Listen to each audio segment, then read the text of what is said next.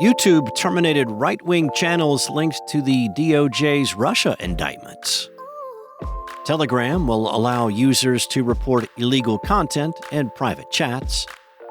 And LG flaunts its stretchable displays on the catwalk. It's Monday, September 9th, and this is Engadget News.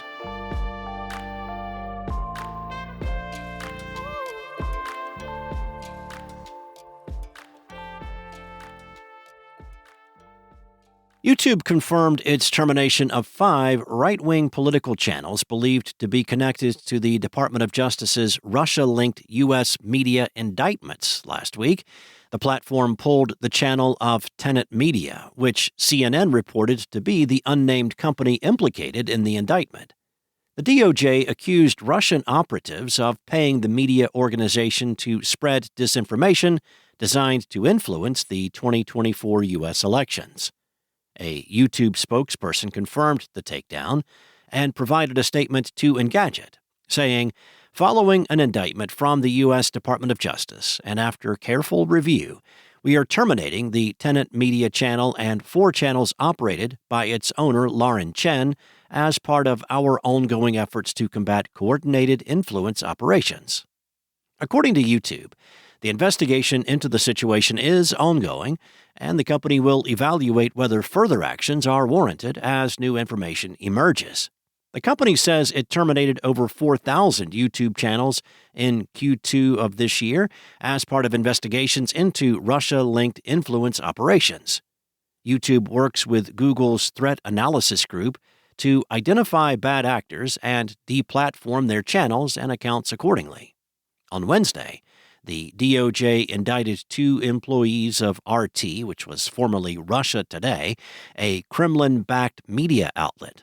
They were accused of illegally funding a Tennessee-backed media organization, now all but officially confirmed as Tenet Media. DOJ prosecutors allege in the indictment that the media company's founders knew their funding came from the Russian government. Tenet Media is owned by Chen and her husband Liam Donovan.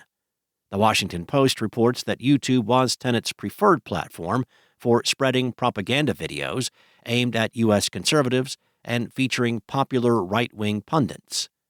Those working with the organization included Benny Johnson, Tim Pool, and Dave Rubin. The channels have even featured appearances from former Republican presidential candidate Vivek Ramaswamy and RNC chair Lara Trump.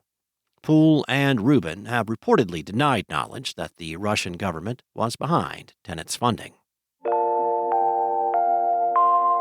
Telegram has quietly edited its FAQs to remove language stating that it doesn't moderate private and group chats, as reported by CoinDesk. A section with the heading, "There's illegal content on Telegram. How do I take it down?" previously stated that content in chats and group chats remains between participants. Now, though, the section says that all Telegram apps have report buttons that will give a way for users to flag illegal content for the app's moderators. Users only have to tap the message on Android or press and hold it on iOS and choose the report option. They can also take note of links to the content they want to report and send an email to the service's takedown email address. The change comes after Telegram chief Pavel Durov published his first public comment following his arrest on his channel. Durov was arrested at an airport in France in late August as part of authorities' investigation into the lack of moderation on the app and its failure to curb criminal activities. He was already released from custody, but he was charged with complicity in distributing child pornography, illegal drugs, and hacking software on the messaging app, as well as refusing to cooperate with investigations into illegal activity on Telegram.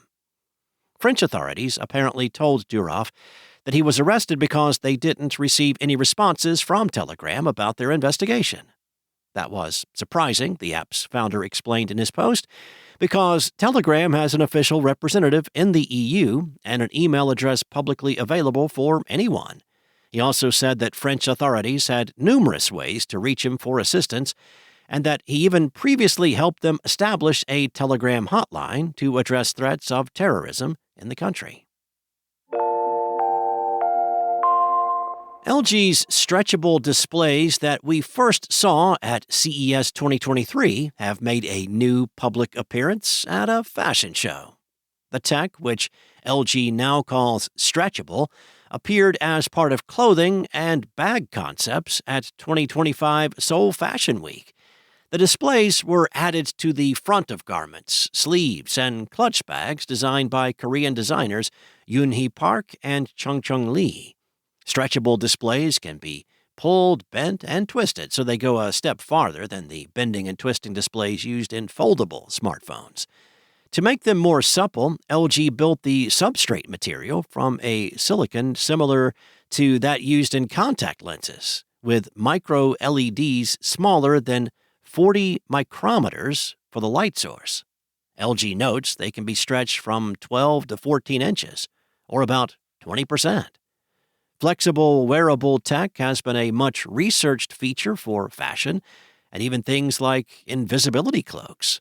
South Africa's government created a national project to test their commercial potential for new types of wearable tech across multiple industries. The main challenge has been to make it more like fabric instead of stiff plastic. But LG seems to have at least partially cracked that problem.